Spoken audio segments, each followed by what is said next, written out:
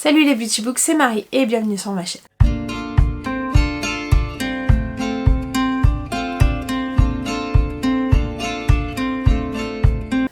J'espère que vous allez bien, on se retrouve pour mon bilan du mois de novembre. Il va être un peu plus court que d'habitude, mais je sais que quand je dis ça, je traîne un petit peu plus.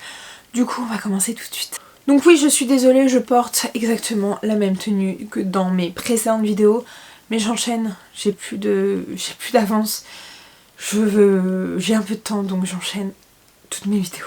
Donc ce mois-ci, j'ai lu 8 romans. J'ai été très malade pendant une semaine où je n'ai rien lu. J'ai été alitée, je ne pouvais rien faire. Du coup, mon rythme est un peu plus bas. En plus, j'avais plus de crédit audio, j'avais plus de carte bleue. Du coup, voilà, tous mes abonnements ont tous sauté. Donc voilà, j'aurais voulu lire un peu plus. Ma pile de lecture n'est pas très représentative par rapport à la pile à lire que je vous avais fait. Mais c'est pas très grave, je suis quand même contente d'avoir lu mes 8 romans pour 3098 pages. Donc voilà, c'est un peu plus bas que d'habitude. Mes 8 romans, c'est plutôt pas mal quand même s'il y en a quelques-uns qui sont un peu petits. J'ai donc lu 5 romans en audio, ce qui est finalement pas si mal. Et donc 3 en papier, j'ai pas lu en numérique. En tout cas, il y en a que j'ai alterné entre numérique et papier. Mais ouais, avec le boulot en plus, c'était un petit peu compliqué de trouver du temps. Donc voilà, j'ai hâte d'être au mois de décembre, de me poser un petit peu en vacances et de pouvoir lire un petit peu. Ça a été ce mois-ci la débandade puisque j'ai acheté 15 romans. Je me suis fait je me suis fait plaisir lors d'un salon livresque du polar, mais je vous en parlerai juste après. J'ai lu 2 livres qui n'étaient pas dans ma pile à lire. Et j'ai eu un abandon qui était le Hurlevent dont je vous ai déjà parlé. Il s'agit des Fêlures de Wakefield Manor de Sarah Yarmond. J'ai pas réussi à me mettre dedans, j'ai pas réussi à rester concentrée et franchement ça a été assez compliqué. Je me suis dit que j'allais le mettre sur le côté, que j'allais l'abandonner là parce que vraiment je me forçais et que j'y trouvais aucun plaisir. Je crois que je suis arrivée à plus du tiers et c'était vraiment compliqué. Donc voilà, tant pis. Il n'était pas fait pour moi, je retenterai peut-être à un moment donné quand je serai un peu plus centrée, un peu plus calme dans mon esprit. Mais du coup ce mois-ci j'ai lu de la romantaisie, beaucoup de thrillers et de l'historique et ma pile à lire a donc bien augmenté. Puisque je suis passée de 34 romans à 42. Je suis un peu triste quand même. J'avais une bonne pile à lire, 34, j'étais très très contente. Donc là l'objectif c'est très de descendre en dessous des 35. Si j'y arrive, mais je pense pas que j'y arriverai pour la fin de l'année. Mais bon, en dessous des 40 déjà, ça serait pas mal. Donc on va se calmer niveau achat. Donc niveau achat, on va d'abord commencer par mes précommandes. J'ai précommandé My Dark Beast de Olivia Wildenstein, qui est sa nouvelle saga sur de la réécriture de contes. Je vous en reparlerai un peu plus tard dans la vidéo. J'ai précommandé le tome 2 de La Guerre des cœurs égarés de Carissa Broadbent, à savoir Le Pacte de sang. J'ai précommandé le dernier Titan de Jennifer Larmont-Trout. Donc ça c'était entre octobre et novembre, mais bon je l'ai reçu sur novembre. Donc voilà, je le dis maintenant. Et j'ai fait une précommande / commande chez Hurlevent. Donc j'ai acheté La Dague de velours et Aux heures sombres de la tyrannie de Rose Castelet. C'était les 2 qui me manquaient. Du coup maintenant ma collection est au complet. Il me manque 4 Hurlevent à lire avant d'avoir lu toute la collection. Donc je suis plutôt contente. Et on passe au butin de Noir-sur-Ormesson, qui est un petit salon de thriller qui est à 5 minutes à pied de chez moi. J'y suis allée avec ma belle-mère, c'était trop bien de, pour une fois, partager ça avec quelqu'un. Et elle était très très contente de pouvoir déjà dormir à la maison et ensuite de pouvoir partager ça aussi, de pouvoir découvrir un salon livresque. Et autant vous dire qu'on a craqué elle et moi. Moi je suis revenue avec 10 romans, elle avec 8 je crois, dont La femme de ménage, hein. Même si elle n'était pas là pour dédicacer, elle avait envie de continuer La femme de ménage, donc elle s'est pris le tome 2 de La femme de ménage. Donc on va essayer d'aller assez rapidement sur ce book haul. Je me suis pris Sauf de Hervé Commer, je vous en reparlerai puisque j'ai lu ce roman. Et je suis passée chez Olivier Norek et même s'ils sont pas à côté, je lui ai pris Entre deux mondes que j'ai lu et Code 93 qui est le premier tome de sa saga. J'ai également pris le premier tome de L'Empathie de Antoine Renan. Voilà, je suis arrivée devant lui, je lui ai dit vous me conseillez lequel, j'ai jamais lu. Il m'a dit bah celui qui m'a fait le plus connaître, donc L'Empathie. Donc je l'ai écouté, j'ai été chez Franck Leduc et je lui ai pris La mémoire des temps, non, La mémoire du temps, et franchement c'est sa couverture avec je pense le montagnardisme, etc. qui m'ont intriguée. On a eu un petit échange un petit peu bizarre, mais voilà, je suis pas fascinée par par ce courant politique, et je sais pas comment dire ça autrement, mais je suis très intriguée par la Seconde Guerre mondiale, et du coup ce côté-là m'intrigue beaucoup. Un de mes objectifs c'était de prendre la suite du Bureau des affaires occultes de Éric Foissier, donc là j'ai pris Le fantôme du Vicaire, donc le tome 2. Je voulais également aussi du coup découvrir des nouveaux auteurs. J'ai pris Nos âmes au diable de Nathalie Hugues et Jérôme Camus. J'ai pris La nuit n'est jamais complète de Nico Taquian. Voilà, j'avais envie de lire Nico Taquian. Il m'a posé pas mal de questions sur mes goûts littéraires, mais comme j'avoue que j'aime un petit peu tout en thriller, bah ça a été un peu compliqué, donc il m'a conseillé celui-ci. Il m'a dit voilà, je vous le conseille. C'est pas une vraie enquête policière, mais on est sur une disparition. Enfin, c'est pas avec des flics ni rien, mais on est sur une disparition. Je crois qu'il y a un petit peu de huis clos, etc. Bref, il est assez court, donc j'ai hâte de découvrir. J'ai acheté également L'ombre du lac de Laure Rollier.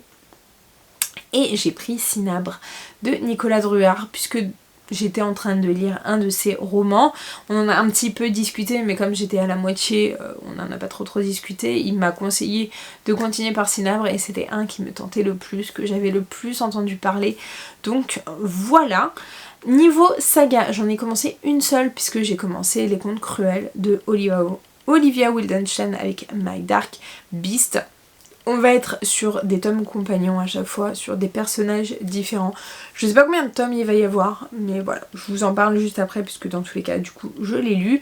J'ai terminé une saga, du coup, avec La femme de ménage, et normalement, je n'ai pas continué de saga, j'ai lu beaucoup de one-shot, donc voilà pour ça. On va commencer sans trop tarder. Le premier roman que j'ai lu, j'hésitais entre le lire maintenant et le lire au mois de décembre. J'ai lu Norferville de Franck Tillier, donc le nouveau roman de cette année de Franck Tillier, qui est un one-shot qui se passe au Canada. On a l'histoire de Léonie, qui est une jeune Canadienne qui a vécu jeune à Norferville. Norferville, c'est une ville d'autochtones, et elle est à moitié autochtone et à moitié pas autochtone. Et jeune, quand elle rentre d'une soirée, elle se fait agresser sexuellement avec son amie par des gens du village. Elle ne sait pas qui c'est, mais elle se fait agresser, et elle va finir par quitter le village avec ses parents. Et 20 ans après, elle est rappelée par ce village pour enquêter sur un meurtre. De l'autre côté, on a un jeune français qui est criminologue, je crois, qui va apprendre que sa fille a été retrouvée morte à Norferville et tuée. Enfin, au départ, il pense que c'est des animaux, mais on se rend vite compte que c'est un meurtre, et lui, il avait plus trop de nouvelles de sa fille, et donc il s'en veut beaucoup d'avoir laissé un peu tout ça se passer, et donc il va décider de voyager et d'aider pour l'enquête. Et donc on va se retrouver au cœur d'un village d'autochtones, d'Inuits, avec toute leur culture, toute leur façon de vivre, tout leur ressenti, tout leur... Voilà, les côtés positifs comme les côtés négatifs, et on va avoir aussi le côté où Léonie, elle revient dans ce village qui ne l'a jamais vraiment accueillie, parce qu'elle a toujours été métisse, toujours été l'étrangère entre guillemets, et donc là elle va devoir s'imposer, et en même temps elle va enquêter sur ce qui s'est passé quand elle était plus jeune aussi, et qui l'a toujours rongée, parce qu'elle est persuadée qu'il s'agit de personnes de ce village et de personnes influentes dans ce village. Voilà un peu le pitch de cette histoire. Je vous avoue que j'avais pas l'impression de lire du Franck Tillier dans ce roman. Si vous avez lu la saga Ranak de Momalo, qui se passe au Groenland, j'avais vraiment l'impression de lire du Momalo. On est vraiment sur le même style d'histoire, puisque dans tous les cas on parle d'une culture qu'on ne connaît pas nous, d'autochtones, d'Inuits, etc. D'une personne un peu étrangère qui va dans ces dans cette culture-là, qui rentrent dans cette culture-là. Donc on a tout cet apprentissage de culture qui est hyper intéressant, que j'avais adoré aussi dans Ranak et que j'aime beaucoup là-dedans. Mais c'est vrai que, en fait, je suis un peu mitigée. Enfin, j'ai bien aimé ce roman, même si c'est pas mon préféré. En fait, je suis mitigée parce que je suis contente que ce soit du Franck Tillier sans être du Franck Tillier, mais je suis déçue que ce soit du Franck Tillier sans être du Franck Tillier. Moi j'adore Franck Tillier pour son côté hyper page turner, hyper scientifique, hyper sur un sujet précis scientifique et sur tout ce qui découle autour. Et là du coup il a fait quelque chose de complètement différent, mais je suis contente aussi de ça parce qu'il s'est renouvelé avec tous les romans qu'il a lus. Je trouve qu'il s'est très très bien renouvelé et qu'il est parti dans quelque chose où je n'attendais pas du tout qu'il aille, et franchement il m'a beaucoup surpris et pour ça je suis hyper contente. Et mais du coup vous comprenez un peu mon avis mitigé parce que c'est une bonne enquête qui se résout bien, qui qu'on tient en haleine, etc. Mais j'ai pas trouvé ce côté hyper addictif. Moi je sais que déjà j'aime beaucoup Charcot et Nebel, donc les one-shots je les aime un petit peu moins, même si j'ai beaucoup aimé Puzzle. Mais j'aime beaucoup la psychologie de Franck Tillier un peu tortueuse, un peu qui joue avec nous, etc. Et j'ai un peu moins trouvé ça là-dedans. Mais je trouve que c'est bien qu'il se soit renouvelé, qu'il nous ait proposé autre chose, qu'il sorte un petit peu de ce qu'il fait d'habitude. Parce que c'est vrai que d'habitude on peut trouver que ça tourne un peu toujours, un peu tout en rond. Même si on parle de sujets différents, on a toujours un peu la même mécanique. Et on sait que c'est du Franck Tillier parce qu'il a sa patte. Et là je trouve ça hyper bien qu'il ait changé ça, mais je m'attendais pas à ça aussi, et du coup ça a pas été un coup de cœur parce que c'est pas du Franck Tillier pur non plus. Et voilà, vraiment je suis pas mécontente de l'avoir gardé pour cette période là un peu froide. C'est pour ça aussi que les Ranak je les lis en hiver, parce que c'est pas là on a froid, on est dans la neige, on est dans le noir, on est dans quelque chose de très pesant et de très de très glacial. Et ouais, il s'est essayé un petit peu au truc un peu nordique, mais on est au Canada donc c'est pas c'est pas scandinave non plus, mais j'ai trouvé ça très très bien. Mais ça n'a pas été la lecture révolutionnaire et gros coup de cœur de Franck Tillier que j'ai d'habitude, ou que j'ai souvent. Mais ouais, ça fonctionne très bien. Et voilà, le côté autochtone, le côté inuit, etc. J'ai beaucoup aimé le découvrir. Et comme c'est le côté que j'aime énormément dans la saga de Momalo. J'en ai profité également pour lire un petit true crime. J'ai avancé dans mes 10-18 versus Society, enfin X Society. J'ai lu l'affaire du Golden State Killer de William Thorpe. Donc on est sur 13 meurtres, plus de 50 agressions, 200 cambriolages, 42 ans de traque. Je sais pas si au final ils sont persuadés, sûrs et certains à 100% de qui a fait ça. Je crois que s'ils ont trouvé parmi les suspects le plus probable, je sais pas s'ils le savaient à 100%, si c'est vraiment une affaire résolue, parce que je sais que les autres que j'ai lus étaient des affaires pas vraiment résolues. Et donc là on suit sur des années et des années des familles qui se font cambrioler, des gens qui enquêtent sur un fantôme, qui n'arrivent pas à mettre les mains dessus, ça commence par des cambriolages, ensuite on passe sur des agressions, des meurtres, etc. Et comme très bien dit, 42 ans de traque. Alors c'est pas mon préféré, je crois que c'est celui que j'ai un petit peu le moins aimé dans tout cela, même si je trouve que c'est très prenant. On est vraiment, j'ai vraiment l'impression, moi je les écoute et j'ai envie que toute la collection soit en audio, parce que je trouve que c'est parfait pour l'écouter en podcast. J'ai l'impression d'écouter une vidéo de Max Keyes ou de Victoria Charlton ou un truc comme ça. En plus on est sur des vrais enquêteurs, enfin des vrais journalistes qui ont enquêté, qui se sont renseignés sur cette histoire. Donc on a vraiment tous les détails, tout ce qui s'est passé de A à Z, avec tous les petits détails, tout ce qu'on a besoin de savoir pour avoir le tenant et les aboutissants de cette histoire. Je connaissais pas du tout cette histoire. Ça m'a beaucoup fait penser au grêlé qu'on a eu en France, nous, même s'il y a moins de meurtres, moins d'agressions, moins de cambriolages, etc. Mais les 42 ans de track m'ont beaucoup fait penser à l'histoire du grêlé. Et puis comme je suis à fond dans la découverte de la chaîne de Max Case, j'ai écouté beaucoup de ses vidéos sur des grosses affaires comme ça. Et vraiment ça m'avait beaucoup fait penser. Moi cette saga, enfin cette collection, je vous la recommande si vous aimez les true crime, parce que c'est hyper bien fait. On est vraiment sur une chronologie, c'est un peu romancé parce que on nous l'explique sous forme un peu d'histoire, tout en nous disant quand même des faits, mais vraiment on a un fil conducteur et je trouve que c'est un peu plus fluide que juste des faits, que juste 150 pages de faits les uns à côté des autres, et je trouve que c'est très bien fait pour ceux qui aiment les true crime. Vraiment je vous les recommande.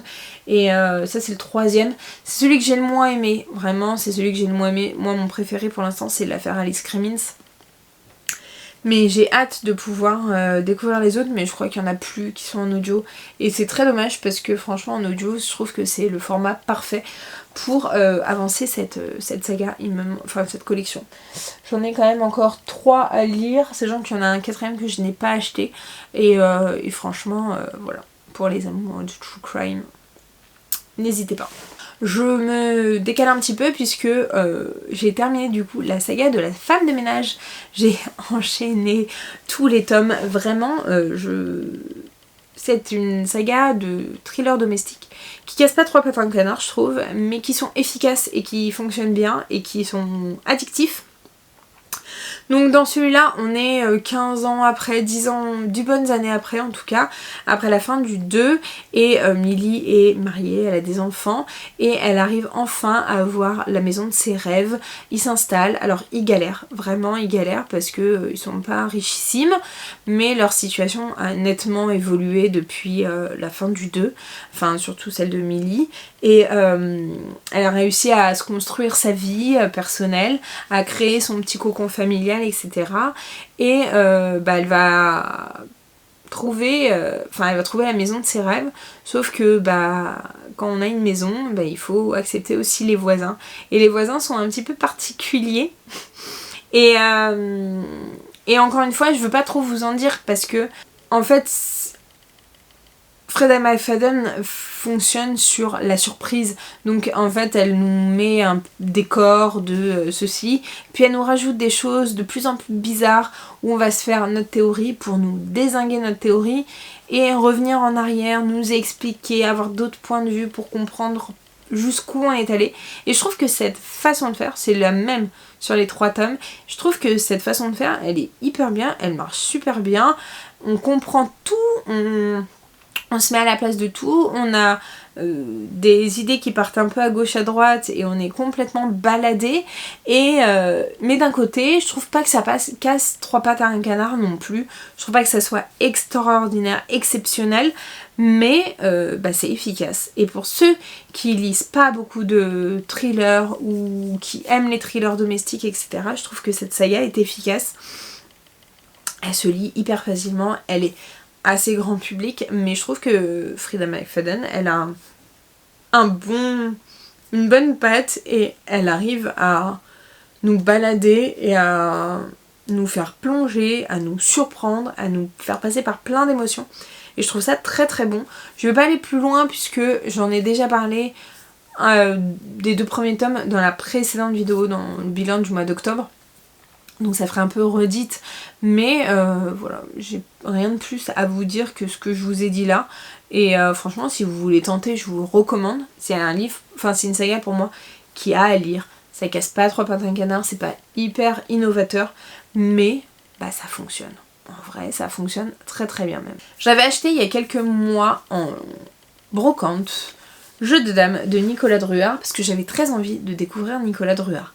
Et j'avais un objectif de le lire avant Noir sur Ormesson pour savoir si j'aime sa plume, si je veux en acheter d'autres ou pas. Vous avez vu que j'en ai acheté un autre, donc c'est que sa plume m'a convaincue. Dans cette histoire, on va suivre... on va commencer par un meurtre où une camionnette abat à un carrefour une joggeuse et il va y avoir 3 témoins Et donc on va suivre cette histoire via le point de vue des témoins, puisque le tueur va retrouver ses témoins et va jouer au jeu et au jeu du chat et de la souris avec les 3 témoins et va essayer de leur faire un petit peu peur, de les intimider, de leur faire de jouer avec eux vraiment, de dire que ils vont pas survivre, hein, ils ont été témoins de quelque chose de très grave et du coup ils auraient jamais dû voir ça et être là et survivre et du coup ils n'ont d'autre choix que de mourir. Et donc là on est dans un véritable jeu de mise en tension, de suspense, de vraiment jeu de l'humain. Et je trouve que ça a été hyper bien pensé, hyper bien fait. Et il est très fort pour ça, Nicolas Druard. Alors je pense que c'est un de ses premiers romans, donc c'est pas non plus révolutionnaire. Mais en fait j'ai été immergée dedans, j'ai été prise dedans et j'ai trouvé que ça fonctionnait bien. Et pour moi ça m'a confortée dans l'idée que Nicolas Druard était fort et il m'a embarquée. Je comprends pourquoi on parle de lui et j'ai hâte de pouvoir lire ses autres romans parce que j'ai été à fond dedans. J'avais envie de savoir qui avait fait ça, pourquoi on nous baladait. J'ai été très surprise à certains moments. Franchement, il y a pas mal de moments où je m'attendais pas trop à... Enfin, je me suis jamais dit pendant le roman, non mais ça, je m'y attendais. Et en fait, le fait de le faire par le point de vue aussi des 3 témoins, on a vraiment la tension qui augmente. On se dit pourquoi ils étaient à cet endroit-là, ce que ça en découle, leur psychologie, comment ils sont dans la vraie vie, etc. Bref, c'était très très très bien joué. J'ai jamais vu de roman de ce style-là et franchement ça m'a conforté dans l'idée que j'ai envie de lire du Nicolas Druard et donc j'ai bien fait de le prendre et ouais il m'a eu avec celui-là. Aussitôt acheté, aussitôt lu, j'ai lu Entre deux mondes de Olivier Norek. Olivier Norek, je l'avais rencontré l'année dernière déjà à Noir-sur-Ormesson, j'avais lu Surface qui avait été un énorme coup de cœur et donc je me suis plantée devant lui et je lui ai dit voilà, vous m'avez conseillé Surface, ça fait un sans faute, qu'est-ce que je lis maintenant? Et il m'a dit soit vous allez sur un one shot avec Entre deux mondes, soit vous commencez la saga. J'ai dit vous savez quoi, je prends les deux. Et du coup j'avais très envie de commencer par Entre deux mondes avec le one shot et je ne savais absolument pas de quoi ça parlait. Vraiment, je ne savais pas de quoi qu'est-ce qu'on allait me dire dans cette histoire.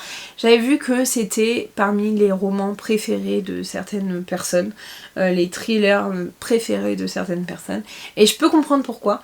Moi j'ai un fouillis moins aimé que Surface parce que ça m'a moins touchée. Alors entre guillemets, je prends des grosses pincettes parce qu'au vu du sujet, désolée, la luminosité est en train de décliner donc je vais me dépêcher. Mais ouais, je prends des pincettes parce qu'au vu du sujet traité, ça peut être un peu compliqué de dire que ça m'a moins touchée. Puisque on va parler du camp de réfugiés qu'il y avait à Calais. On suit 2 personnages. Tout d'abord on suit Adam qui est un Syrien, qui a une place importante dans le gouvernement syrien et qui va décider de fuir la Syrie et d'aller vers l'Angleterre. Et donc il va d'abord envoyer sa femme et sa fille pour pouvoir ensuite lui partir et que ce soit plus safe qu'ils partent en 2 fois.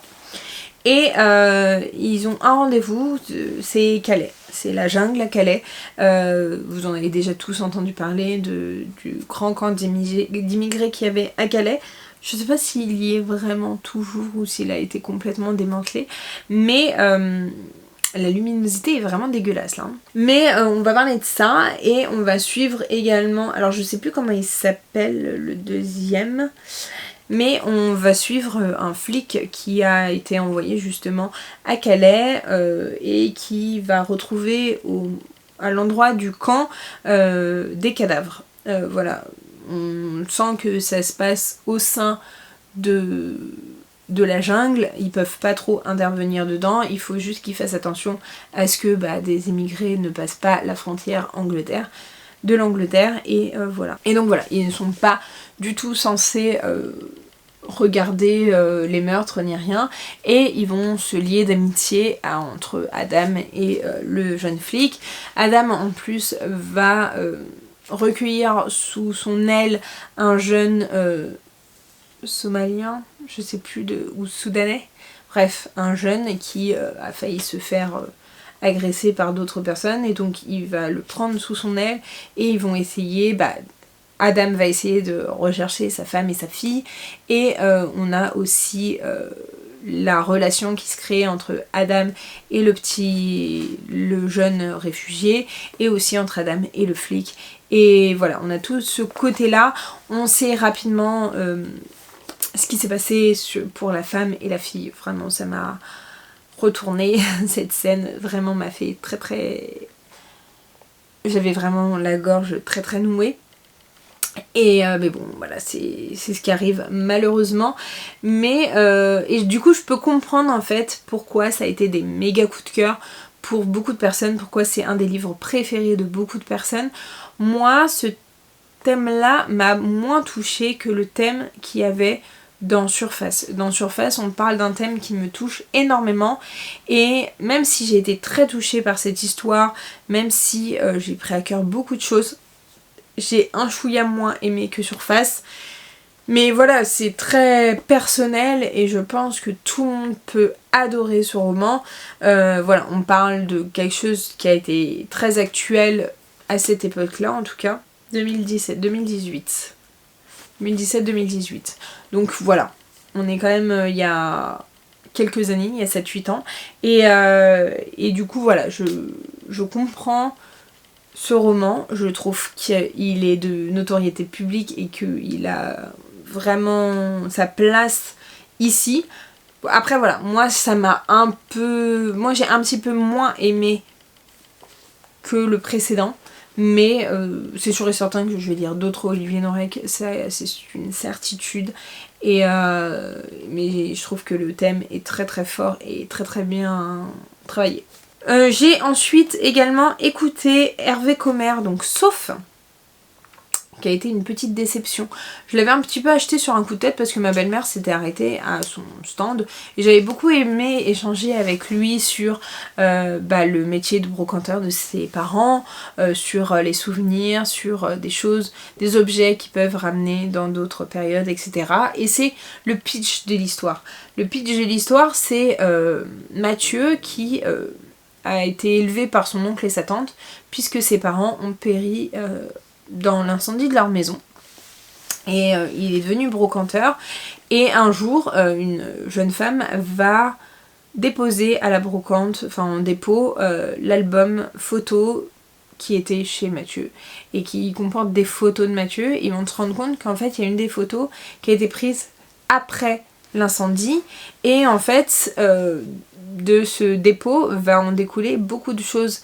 La brocante, enfin le magasin va être cambriolé, sa maison à lui va être incendiée, et donc il va se poser beaucoup de questions sur le passé, sur ce qui s'est vraiment passé au moment de cet incendie, sur l'histoire que peut avoir, ce qu'on peut chercher, etc.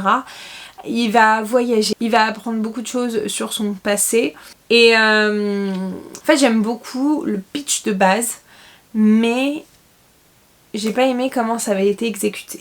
On est sur un court roman, j'ai pas spécialement adoré la plume, j'ai trouvé qu'il y avait des scènes qui n'apportent rien du tout. On partait un petit peu dans tous les sens, c'était un petit peu brouillon, un petit peu fouillis. Alors oui, on peut pas deviner le pourquoi du comment au début, parce que c'est pas révolutionnaire non plus, c'est pas complètement mindfucking ni rien, ni mindblowing ni rien du tout. C'est assez quelconque en fait, j'ai trouvé. Le type d'objets disparus qu'on retrouve qui vont déterrer pas mal de secrets, j'ai adoré. Mais en fait j'ai beaucoup aimé le fond, mais la forme ne m'a pas convaincue. Et j'ai trouvé que par contre le titre était très très parlant, était très très bien trouvé, puisqu'on a deux sens différents, sauf, on a sain et sauf, mais on a aussi le côté exclusion avec sauf, et voilà, cette recherche d'identité, cette recherche de vérité dans le passé, etc. J'ai trouvé ça très bien, mais pas très très bien exécuté, malheureusement. Et c'est dommage parce que j'en attendais... En fait non, j'en attendais pas beaucoup, j'avais un petit peu peur parce que je n'ai jamais trop entendu parler de cet auteur, mais que j'avais envie de me dire, allez vas-y, t'en as pas entendu parler justement, tente. Et ça l'a pas trop fait. Voilà, je vais pas en garder un souvenir impérissable, ça c'est sûr et certain. Je fais très vite puisque la luminosité est en train de décliner et que je n'ai plus de batterie. J'ai encore deux livres à vous présenter. J'ai lu du coup My Dark Beast de Olivia Wildenstein, à savoir le premier tome des contes cruels. On a une réécriture de deux contes que tout le monde connaît, à savoir Hadès et Perséphone et La Belle au Bois dormant. Alors, Hadès et Perséphone, on l'a assez rapidement. La Belle au Bois dormant, un peu moins, mais franchement je trouve que c'est très très bien joué, puisque dans cette histoire on a Calante qui est une jeune fille qui vit toute seule avec sa mère. Sa mère est atteinte d'Alzheimer et elle doit survivre toute seule et essayer de faire survivre surtout la boutique de fleurs de ses parents. Son père est décédé il y a quelques années et donc voilà, elle a beaucoup de mal. Et dans cet univers, il y a une famille très très riche, la famille Hadès, qui a des frères très mystérieux, dont un qui a été accusé d'avoir tué son propre père. Et voilà, très très mystérieux c'est cette famille-là. Et donc la meilleure amie de Calante, sa mère, elle va épouser l'oncle de Tarian, donc le jeune homme qui a été accusé, qui est accusé d'avoir tué son père. Et elle va être engagée pour une soirée, pour faire les fleurs d'une soirée. Il y a beaucoup d'incompréhension, etc. Et elle va se rendre compte qu'elle va faire la connaissance de Tarian et il va se passer une certaine chose qui va les lier à jamais, vraiment, qui va vraiment les lier à jamais. Et ils vont, par des circonstances, devoir se séparer. Il y en a un des deux qui disparaît et ils vont réussir à maintenir le lien à travers les rêves et ils vont se voir dans leurs rêves et la jeune femme va être marquée par la magie et ça va vraiment être ça qui va être le lien des deux. Elle va à un moment donné s'endormir à n'importe quel moment, elle sent que ça marque et brûle de plus en plus et elle s'écroule et elle finit par rejoindre Tarian dans ses rêves et donc il y a toute une histoire qui va se créer autour de ça, donc une relation entre les deux personnages qui ne se connaissaient pas, une relation des fois qui est un peu tirée par les cheveux je trouve, même si ça se fait petit à petit etc. Je trouve que c'est un petit peu trop rapide à mon goût. Mais le côté réécriture, j'ai beaucoup aimé. On a un système de magie, un univers qui est assez bien construit, des intrigues qui sont assez bien construites, je trouve. Une intrigue qui est très bien construite aussi. Moi, j'avais connu Olivia Wildenstein avec Le Royaume des Corbeaux que j'avais adoré. J'avais eu un énorme coup de cœur. Là, on est loin du coup de cœur que j'ai eu pour la première saga que j'ai découvert d'elle. C'était sympa, le côté réécriture de conte j'ai adoré, franchement j'ai trouvé ça très très bien. Après j'ai trouvé que par moments on était un peu trop dans les clichés, dans les gros clichés de la romantaisie et ça m'a un petit peu perdue à certains moments et ça m'a empêché, ça m'a un peu freiné dans ma lecture. Voilà, on n'est pas sur le haut niveau que j'avais eu la première fois, mais je trouve ça très sympa et les personnages sont quand même attachants, ils sont drôles et voilà, on se pose pas mal de questions sur ce qui va se passer, etc. C'est assez cliché sur certains points, vraiment il y a beaucoup de points sur lesquels c'est cliché. Si vous commencez à peine la romantaisie, ça pourrait passer. Si ça vous dérange pas le cliché, ça pourrait passer aussi, mais clairement c'est pas son meilleur écrit. J'ai quand même hâte d'avoir la suite, donc chaque tome sera un tome compagnon, donc là on a l'histoire complète de Calante et Tarian et ensuite on va avoir des personnages qui sont secondaires qui vont devenir principaux là, Je sais le deuxième personnage qui sera mis, féminin en tout cas, qui sera mis en avant.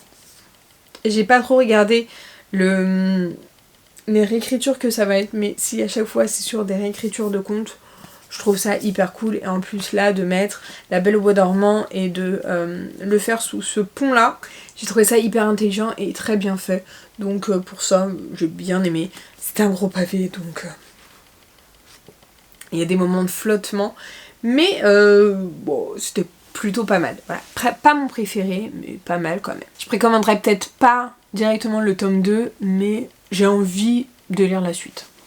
Et le dernier que je vais vous présenter, donc je l'ai terminé hier soir, il s'agit des Lumières de Kilchurn de Camille Santerre. Donc voilà mon petit Hurlevent de ce mois-ci. Il en faut bien un par mois, hein, puisque comme vous avez vu, j'en ai lu quand même pas mal cette année. Et franchement, j'ai pas mal enchaîné ces derniers mois. Donc c'est une des dernières parutions. Je m'étais jetée dessus parce qu'on parlait d'Écosse, de clans, etc. Mais je m'attendais pas du tout à ce genre d'histoire. On n'est pas du tout dans les McCoy ou dans Outlander ni rien.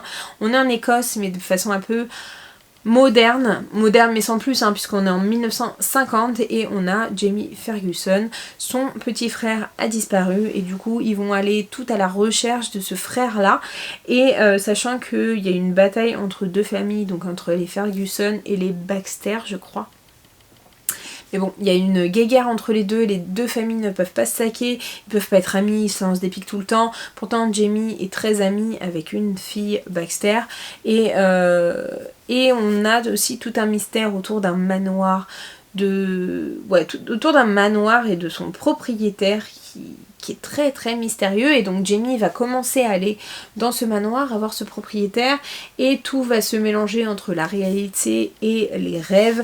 Et voilà, c'est un court roman, mais franchement j'ai adoré l'ambiance. On est dans une ambiance très gothique, très brumeuse avec les landes, etc. Donc le côté un peu nature writing, un peu nature, pesant, mystère, on est vraiment là-dedans. Je trouve que les éditions Hurlevent sont très forts pour tout ce qui est gothique, un peu brumeux,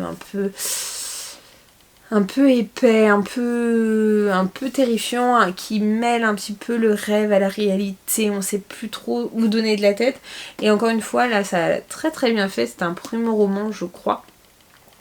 Et vraiment sous le fond de l'Écosse, on a tout un pan aussi sur la Première Guerre mondiale et sur la grippe espagnole, qui est un moment dans le passé qu'on va survoler, mais qui va avoir son importance quand même.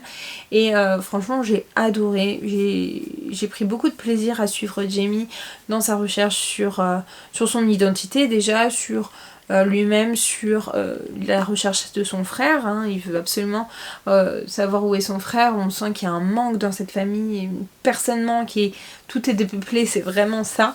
Et franchement voilà, ça l'a très très très très bien fait pour moi. Si vous aimez les livres gothiques, vous allez adorer ça. Si vous aimez les romans à la Outlander, c'est pas du tout le style. On a quand même l'histoire de clan, on est en Écosse, etc. Mais on n'est pas du tout dans Outlander ni dans les McCoy. On est sur quelque chose de beaucoup plus moderne, sur une disparition, sur une recherche, sur quelque chose de très mystique et de très onirique, mais pas dans la plume. Et du coup, je trouve qu'il s'est passé beaucoup de choses, on était très entraînés, etc. On n'est pas dans une plume qui est trop poétique pour qu'il ne se passe pas grand chose. Et c'était très très bon, c'était très très bien, j'ai adoré. Pas un coup de cœur, mais j'ai adoré. Et de toute façon, moi cette maison d'édition, elle fait quasiment carton plein pour moi. Donc je peux pas vous en dire plus. Je vous ai fait une vidéo exprès sur cette maison d'édition. Voilà un avis supplémentaire que j'ai. Et si vous avez toujours pas lu les éditions Hurlevent, franchement foncez. Il y aura forcément un livre qui sera fait pour vous. Donc voilà pour cette vidéo. Je pense qu'elle aura été assez longue. On parle de la lumière, de la luminosité qui décline au fur et à mesure. Dans pas longtemps, je vais être dans le noir. Merci l'hiver. En tout cas, n'hésitez pas à me dire si vous avez lu un de ces livres, combien de livres vous avez lu sur le mois de novembre, si ça a été un très bon mois pour vous ou pas, si vous avez fait beaucoup d'achats ou pas. N'hésitez pas à me dire tout ça dans les commentaires. N'hésitez pas, comme d'habitude, à liker la vidéo, à la commenter et à vous abonner. Je vous mets juste ici pour vous abonner. Ici, ma dernière vidéo. Et en attendant une prochaine vidéo, je vous fais de très gros bisous et je vous dis à très bientôt. Ciao!